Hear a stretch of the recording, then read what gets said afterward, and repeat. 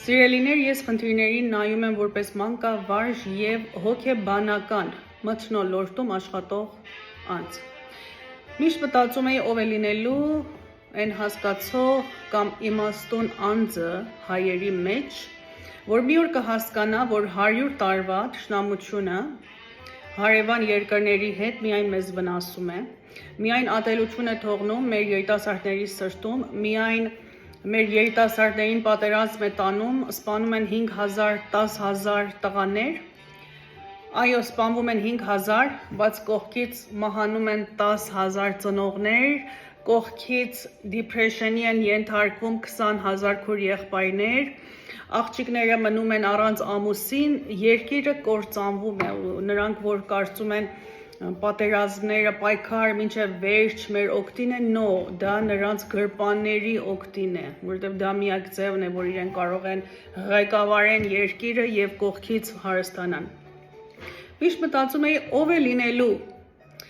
այն իմաստուն և խելացի մարդը, որ այդքան քաջ կլինի, կկանգնի և կասի, որ այս թշնամությունները վնասում է մեզ։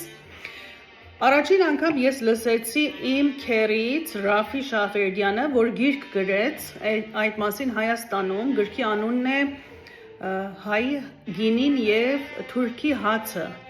և ինքը քննարկել է խնդիրները այդտեղ և ասել է, որ մեր օգտին է, որ վերջանա այս թշնամությունները։ Ինքը եկեղեցական քարոզիչ էր, մահացավ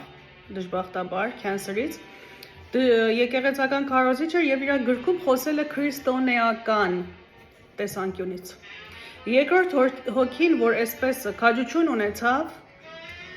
մեր նման դժվար ժողովրդի մեջ ոտքի կանգնի և արտահայտվի, որ թշնամությունը պիտի վերանա, Նիկոլ Փաշինյանն էր։ Ես լսեցի քանի անգամ ու չէի հետաքրքրվում, մտածելով, որ մեր ժողովուրդը դեռ այդտեղ չի հասել, երևի պիտի քանի տասնյակ անցնի, որ մեր ժողովուրդը հասնի 0-ի ու կարողանանք այդտեղից հետո քննարկել, բայց շատ ուրախ եմ, շատ գնահատում եմ, երբ այս վերջերս սկսեցի լսել Նիկոլ Փաշինյանի խմբում եղած երիտասարդներին, անունները չեմ հիշում, Ալեն Սիմոնյան, Հայկը և մյուսները, որ այս մեր նոր սերունդը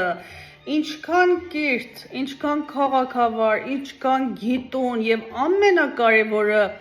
բարձր տրամաբանություն, լոգիկա, լոջիկ են օգտվում իրենց խոսքերում։ Կարևոր չի, որ կուսակցության են պատկանում, ճիշտ են խոսում, ճիշտն են ասում։ Ես համաձայն եմ նրանց հետ և հույսով եմ, որ մեր ժողովուրդը այնքան խելացի կլինի, որ թույլ տա սրանք աշխատեն։ Թողնենք, որ ճիշտ մարդիկ աշխատեն, գնահատում եմ քաջ մեկերին, որ կարողանում են հինը դնել այն կողմ և հասկանալ մենք հիմա ապրում ենք մեր նոր սերնդի համար և մեր նոր սերունդը թողեք ասեմ, չի խաբվի, չենք կարող խաբենք իրենց և իրենք հաջողելու են։